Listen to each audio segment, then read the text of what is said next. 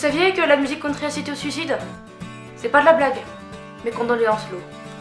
Aujourd'hui, j'ai décidé de faire une vidéo parce que j'ai fait la plus grosse erreur de ma vie. J'ai regardé le clip des Enfoirés. Et autant vous dire que je n'y suis pas allée de ma morte. Je crois que cette chanson m'a donné le sida. Et donc une fois n'est pas coutume, ce sont les jeunes qui dégustent, comme d'habitude. Sauf que pas de bol, moi, ce sujet-là, des jeunes, ça me parle. Comme quoi les jeunes branlent rien, de toute façon ils travaillent pas, ils n'ont aucune motivation, puis de toute façon ce sont tous des fumeurs. Ils vont tous mourir à 35 ans. Ah ouais, quand même jeune jusqu'au bout. Sauf qu'au contraire, je pense qu'à part stigmatiser les jeunes, il y a énormément de choses à faire, et c'est pour ça que j'ai d'ailleurs créé l'association Génération Écriture il y a 4 ans de cela. 4 ans?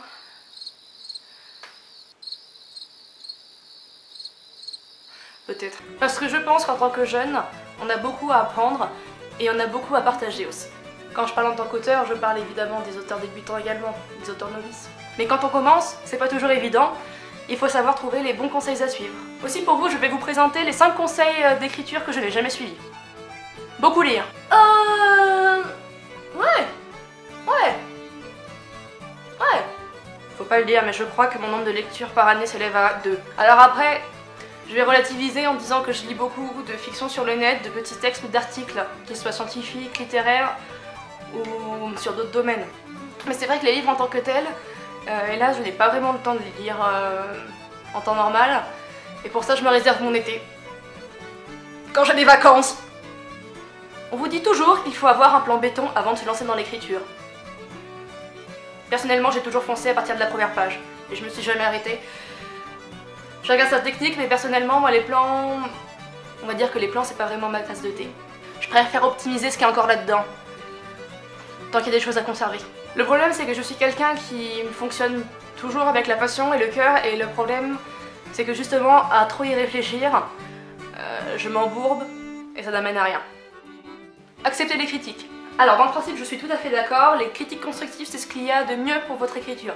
Après, de là à dire que vous allez les accepter, il y a un grand pas. Vous savez, moi, il faut mieux pas me voir quand je reçois des critiques vraiment trop constructives. De toute façon, personne ne m'aime. Avoir des bases pour progresser, c'est important, c'est même primordial. De l'autre côté, recevoir des commentaires qui ne font que détruire n'amèneront que leur but premier, détruire. Mais absolument pas construire. C'est l'inverse justement des critiques constructives. Après, je vous avoue que certains commentaires sont fondamentalement méchants. Tiens, je voulais vous parler une fois, j'ai reçu un commentaire comme ça d'une nana qui m'avait écrit, je crois, il y avait... Putain, il y avait 4 pages Word. C'était 4 pages Word d'argumentaires, comme quoi j'étais prétentieuse et que je ne servais à rien. C'était une meuf que je ne connaissais absolument pas, ni d'Ave ni d'Adam. Et je lui ai juste répondu... D'accord, smiley, bonne soirée, merci. Du coup, ça m'a fait un peu pitié pour elle, parce que la pauvre, elle a perdu 3 heures de sa vie pour essayer de me démonter. Et voilà, je lui ai répondu par 3 mots. Je trouve quand même que j'aurais pu être un petit peu moins méchante sur ce coup-là. Quatrième conseil qu'on m'a donné, c'était de ne pas utiliser de mots trop compliqués. Bon, hélas, ça c'est vraiment loupé, mais bien loupé. Je pense qu'on n'a pas à suivre ce genre de conseils, parce qu'on a tous une vision différente de la lecture et de l'écriture, de ce qui nous plaît, de ce qui nous fait vibrer, en termes justement de vocabulaire, d'émotions que l'on veut véhiculer, et toute cette traduction du style qui va se répercuter sur vos émotions. Je pense qu'il n'y a que vous qui puissiez trouver votre recette, et cette recette c'est à vous de la partager. Mais il n'y a pas de recette magique. C'est comme ça, c'est comme les cupcakes. Mais oui, les cupcakes, vous avez 10 000 cupcakes différents, vous en aimerez quelque sorte, pas tous, mais ça n'empêche pas que d'autres vont aimer d'autres genres de cupcakes. Au passage, Lo, si tu veux me donner des Johnson Muffins, mettez-vous la pression. Je n'ai jamais rien vu d'aussi débile. Se mettre la pression. Pourquoi? Exactement. L'écriture est un plaisir. On va pas se gâcher ça à nous mettre le stress. C'est pas comme si la vie n'était pas suffisamment stressante comme ça d'ailleurs. Non, il ne faut certainement pas se mettre la pression. Ni par rapport à vos délais, ni par rapport à l'avis des lecteurs ou des éditeurs qui vous liront. Sincèrement, prenez plaisir, amusez-vous, éclatez-vous, inventez, mais surtout ne vous restreignez jamais. Jamais. Donc ne pas se mettre la pression, mais c'est vrai qu'il ne faut pas relâcher les efforts. Juste quand vous avez du temps, lancez-vous à fond, engagez-vous. Vous n'avez absolument rien à perdre. Bon, peut-être à part quelques heures d'écriture et une vie sociale. J'ai complètement oublié ce que ça voulait dire ça. Il n'y a pas vraiment de conseils que je pourrais vous donner à proprement parler, parce que comme je vous l'ai dit tout à l'heure, chacun a sa propre recette et je ne pense pas que mes conseils conviendront à tous les lecteurs, ou tous les auditeurs en l'occurrence.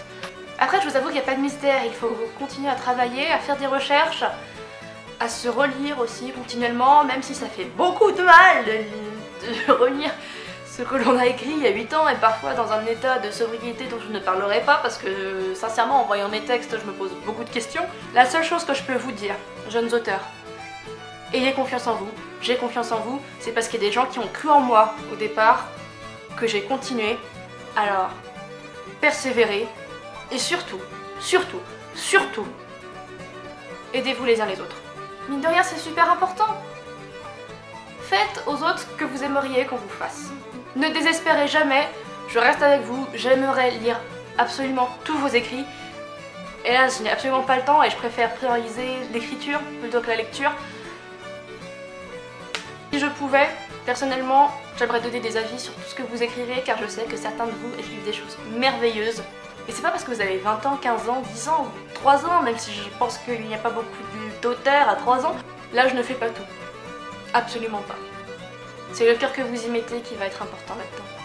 Quand j'ai fait mes débuts de jeunes auteurs, la première chose qui m'est arrivé de faire c'était de cacher mon âge parce que justement je n'avais pas envie qu'on me juge en fonction de cela, mais vraiment pour la qualité de l'écriture même. C'est quelque chose qui est resté tout au long de mon expérience d'auteur sur internet et qui va perdurer encore, donc ça fait quand même 8 ans. Non, ça fait 8 ans que vous me supportez. Là, j'espère que cette petite vidéo improvisée vous a plu. C'était important pour moi de vous dire toutes ces choses que les grandes personnes ne vous disent pas forcément. Même que River vous fait un bisou. Vas-y River, attaque. Si tu veux rejoindre la secte, abonne-toi à ma page Facebook, rejoins mon Twitter, aime cette vidéo, abonne-toi à ma chaîne.